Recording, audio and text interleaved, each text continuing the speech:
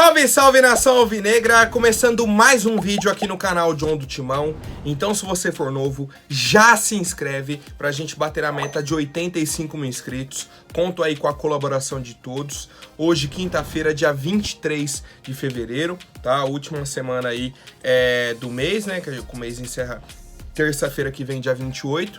Então a gente já tem aí menos de uma semana pro encerramento do mês. Peço que vocês me sigam no Instagram, tá? @John do Timão. Deixe seu like aqui para fortalecer. Ativem o sininho de notificações. E vamos para cima, que essa semana tem jogo importante pro Corinthians, tá? Semana de clássico contra o Santos. E a gente tá se preparando para esse confronto. Editor, pode rodar a vinheta. Salve o Corinthians! Bom, a nossa equipe se reapresentou ontem, tá? No CT Joaquim Grava. E se reapresentou com a classificação garantida, certo?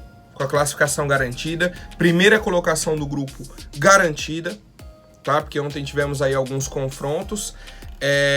O Palmeiras venceu a equipe do Bragantino e continuou como líder geral. E o Ituano perdeu para o São Bernardo. O Ituano é do grupo do Corinthians, era o time ali que estava ameaçando a primeira colocação do Corinthians. Ameaçando não, que ainda tinha chances, tá? Com essa derrota do Ituano, eles se mantêm com 9 pontos, Ituano e São Bento com 9, Ferroviária com 8, tá? Então, esses três times brigam para não cair e ao mesmo tempo brigam para classificar no grupo do Corinthians. Olha a situação desse grupo do Corinthians. E aí a classificação geral do Paulistão está da seguinte forma: Palmeiras com 24 pontos, São Bernardo 23, São Paulo com 20 e o Corinthians com 18. Então, o Corinthians está na quarta colocação geral. Qual que é a questão nisso tudo? Palmeiras e São Bernardo automaticamente se enfrentam nas quartas de final.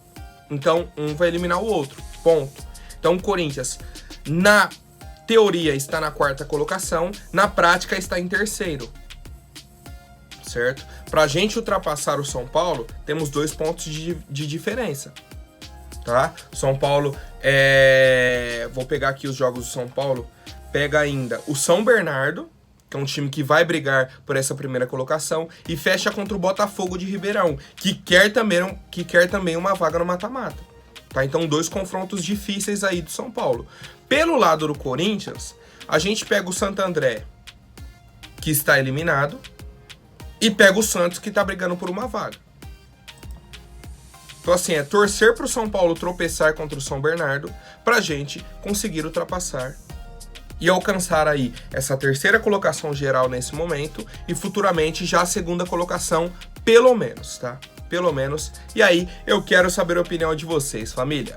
O nosso time ontem, tá, fez um trabalho aí com o técnico Fernando Lázaro, um treinamento de posse de bola e de marcação-pressão no espaço reduzido.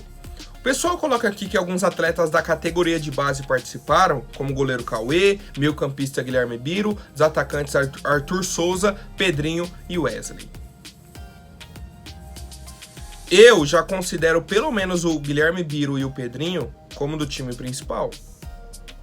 O Wesley foi relacionado a algumas partidas, o Arthur Souza também. Então, assim, já tá na hora da gente naturalizar isso, de colocar os meninos para treinar direto com o profissional e serem relacionados para os jogos, tá? Na minha opinião. E aí, eu quero saber a de vocês, família. Outro ponto importante, tá? Foi que o Cantillo treinou normalmente, ele que vem retornando aí de uma lesão, né? Grau 2 no músculo posterior da coxa direita, tá? O Maicon já retornou, já entrou em campo, o Cantillo seguia na recuperação e agora retornou aos treinamentos. Provavelmente não vai ser relacionado ainda para o jogo contra o Santos. Na última rodada contra o Santo André, provavelmente estará à disposição aí da nossa equipe. Quero saber a opinião de vocês, família. Bom, e o Ronaldo Fenômeno, tá? É um dos donos aí, se não o dono do Cruzeiro, né? O Cruzeiro virou SAF, virou um clube empresa. Ronaldo é representante da equipe e ele falou, primeiramente, sobre a mudança de número de rebaixados no Campeonato Brasileiro. não só para ele como para alguns clubes, 4 times caírem é muito, tá?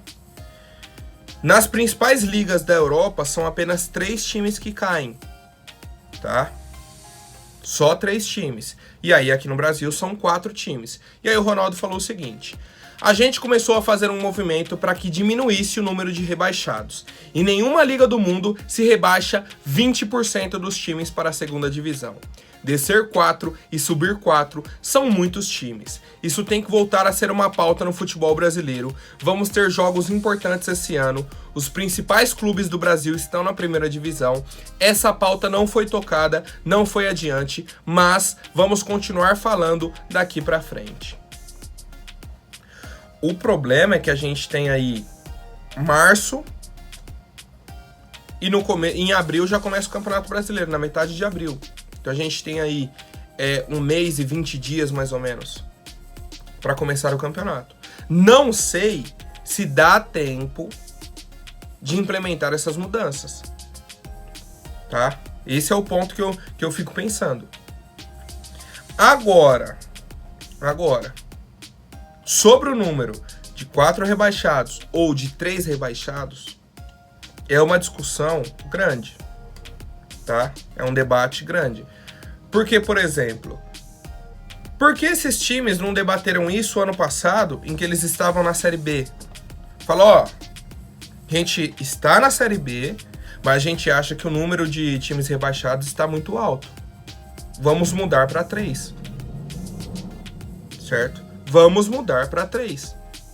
E aí, qual que seria o problema? O Vasco não subiria, que o Vasco subiu com a 4ª vaga. Vocês estão entendendo? Depois que tá na Série A, aí ninguém quer cair. Mas quando tá na Série B, é melhor deixar 4 vagas para os times subirem. Esse que é o ponto. Pro Corinthians, na história, seria sensacional. Porque a gente não teria caído em 2007. Que a gente ficou ali com a última vaga do rebaixamento. Se tivessem só 3 times caindo, a gente não cairia. Tá? Mas é um debate que vai se estender.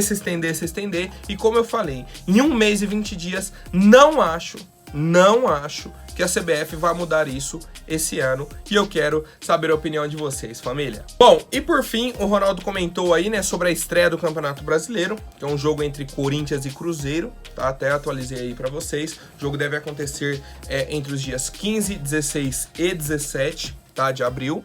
E aí ele falou o seguinte: o primeiro jogo do Brasileirão é contra o Corinthians, em São Paulo, um grande jogo, emoções diferentes que eu vou sentir. Corinthians foi a história incrível na última etapa como jogador, o Cruzeiro em uma etapa como jogador e agora proprietário, um misto de sentimentos bacanas. Vou rever muita gente que gosto e convivi. Segunda rodada, pegamos o Grêmio em casa, que tem feito um bom estadual com o Luiz Soares e o Renato Gaúcho.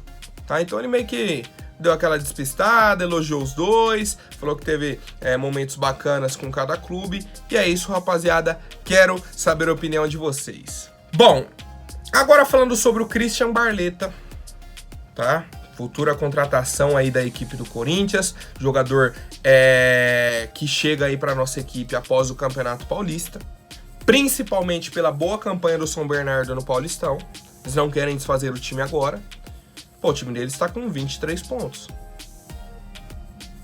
Se não fosse Palmeiras, seriam líderes do Campeonato Paulista. E aí, qual que é a questão nessa negociação com o São Bernardo? O São Bernardo enfrenta o Náutico dia 1º de março, no meio de semana que vem, quarta-feira. Quarta-feira que vem.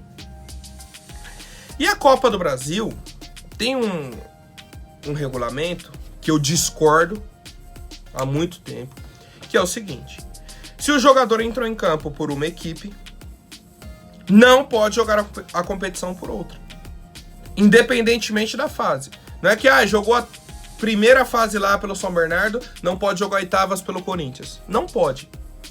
Não pode. A gente já passou por uma situação parecida, tá? Que foi na época que o Corinthians queria trazer, eu acho que o William Potker da Ponte. A Ponte foi e colocou o cara para jogar a Copa do Brasil. O Corinthians foi e desistiu da negociação. Depois ele fechou com o Inter e tudo mais. Enfim. Mas, pô, se você já fechou com um cara, que é o Christian Barletta, um meio atacante, não tem a possibilidade de você ligar lá e falar, ó, pô, São Bernardo, a gente já fechou com um cara, a gente vai disputar a Copa do Brasil mais pra frente, a gente entra em outra fase. Tem como deixar o jogador de fora? Tem como deixar o jogador de fora? No Campeonato Paulista, a gente já negociou, ele vai continuar aí até o fim do campeonato. Mas na Copa do Brasil tem como? É tudo conversado. É tudo conversado. Aí muda a questão. Se o São Bernardo bater o pé e falar, vou utilizar, não tô nem aí muda a conversa na negociação, tá? Aí muda o tom da conversa na negociação. Não acho que o São Bernardo, caso o Corinthians faça essa solicitação formalmente, que o São Bernardo vá e escale o jogador. Não acho mesmo, tá? Não acho mesmo. Sabendo que ele já está negociado, que vai finalizar o Paulistão aqui e tudo mais, tá? Mas quero saber a opinião de vocês, família. Bom, agora mais algumas informações de mercado da bola sobre o segundo volante, o meia Richard Rios, tá? Colombiano, que atualmente está aí no Guarani de Campinas. O Bruno Andrade do UOL trouxe os valores que o Guarani está pedindo pelo jogador. Eles querem 2 milhões de dólares, tá? Que vai dar aí um pouco mais de 10 milhões de reais. E aí o que eu não entendi, se esse valor é por 50% dos direitos econômicos do atleta ou por 100%. Se for por 50%, já deram uma valorizada, que eles estavam pedindo 7,5%, vamos para 10%. Se for por 100%, desvalorizou, porque eles queriam 15% por 100%, vai cair aí para 10%. Qual que é a questão disso tudo? Os clubes estavam esperando acabar o contrato dele com o Guarani. O contrato dele acaba no fim do ano, eles iriam assinar um pré-contrato no meio do ano. Por que eu falo os clubes? Porque o Red Bull Bragantino está interessado, o Internacional de Porto Alegre está interessado, o Santos está interessado e o Corinthians está interessado. E aí, um clube, sabendo que o outro estava interessado, já foi e se adiantou para fazer a proposta. Por quê? Ao invés de esperar para pegar o cara de graça lá no fim do ano, é melhor adiantar, contratar o cara aqui agora para eu não perder para um rival, tá? E aí, qual que é a informação do Samir Carvalho? O Santos já fez proposta, o Red Bull Bragantino fez proposta e o Inter quer o jogador. Então, Inter e Corinthians querem, mas não fizeram proposta. Santos e Red Bull já fizeram propostas e, pelo que eu entendi, foram recusadas pelo Guarani. Tá? Então, a negociação com o Corinthians, o interesse do Corinthians ainda está vigente, ainda está em aberto, mas a gente precisa chegar lá e fazer uma proposta. Precisa chegar lá e definir. Certo, rapaziada? Quero saber a opinião de vocês sobre esses valores, tá, do Richard Rios. Questão aí de 10 milhões de reais. Acho que é um valor que cabe no nosso orçamento, caso a nossa comissão entenda que seja o jogador ideal para a nossa equipe, que ele vá agregar no nosso elenco. Certo, rapaziada? Comentem aí, por favor. Bom, agora rapidinho antes da última notícia, vou pedir para quem não for inscrito, se inscreva aí embaixo e já deixe o like para fortalecer. Rapaziada, sobre o Everton Ribeiro, tá muita gente aí me perguntando sobre a situação dele, se ele estaria negociando com o Corinthians, como que tá e tudo mais. Não está negociando com o Corinthians. Primeira coisa. Hoje, 23 de fevereiro, o Corinthians não negocia com o Everton Ribeiro. Certo? Outras informações importantes. O contrato do Everton Ribeiro encerra no fim do ano. Tá? Ele vem perdendo espaço aí no time do Vitor Pereira. Vem perdendo espaço. Temos o retorno do Bruno Henrique ainda esse ano. Tá? E o Bruno Henrique não pode ser banco desse time. E aí quem que cai? Cai o Everton, o Arrascaeta, Gabriel Barbosa, Pedro. O mais provável é o Everton, que já vem perdendo espaço. Certo? E nisso, meio que empurraria o Everton a sair do Flamengo. O contrato tá acabando, tá perdendo minutos em campo. O Everton Ribeiro vai fazer 34 anos em 2023. E aí, o pessoal começou a trazer suposições de que o Corinthians estaria interessado no Everton Ribeiro. O Corinthians observa a situação do Everton Ribeiro, mas não tem aquele interesse, sabe, forte, tipo, tô aqui, se acontecer vou fechar, e nem fez proposta, não tá conversando com o Everton, nada. Qual que é o problema pra mim nisso tudo? A idade e o salário do Everton. O Everton hoje é craque da bola, craque. Não tem discussão sobre isso. A questão é, ele tem um salário de R$900 mil. Se o Everton chega no Corinthians para compor elenco, fala, meu salário vai ser de 150 mil, 200 mil reais. Venho para ajudar. Quando eu for acionado, vou ajudar, vou dar o meu melhor em campo. Tá? Sei da minha idade avançada, não vou entregar tudo aquilo que a torcida já viu, mas quando estiver em campo, é aquela qualidade. É um cara, entre você ter um Everton Ribeiro no banco e você ter um Romero, nem se compara para entrar ali no lado direito. E outra coisa, você pode entrar com o Everton Ribeiro como titular, por exemplo, e aí você teria o Adson de opção, o Mantuan. Aí você tá melhorando o seu elenco. Aí você está subindo o nível do seu elenco, tá? Só que, qual que é o problema? É muito difícil o Everton Ribeiro aceitar um salário desse. Muito difícil ele aceitar um salário desse. Que ele sabe a pressão que é no Corinthians. Ele sabe a pressão que é da nossa torcida. E ele sabe que o nosso time não está como está o Flamengo hoje, por exemplo. John, mas o Flamengo perdeu isso, O Flamengo é o atual campeão da Libertadores, o atual campeão da Copa do Brasil. Tá? Então, assim, são muitas situações. E o principal é, o Corinthians nesse momento não negocia com o Everton, ele tem contrato com o Flamengo até o fim do ano. Se chegar no meio do ano, ele não renovar o contrato, aí existem possibilidades de ele assinar um pré-contrato, do Corinthians fazer uma investida mais forte, aí fica a critério da nossa diretoria e eu quero saber a opinião da fiel torcida. Por hoje é isso, família. Amanhã eu volto com mais novidades sobre o nosso Coringão. Até mais, um forte abraço e vai Corinthians!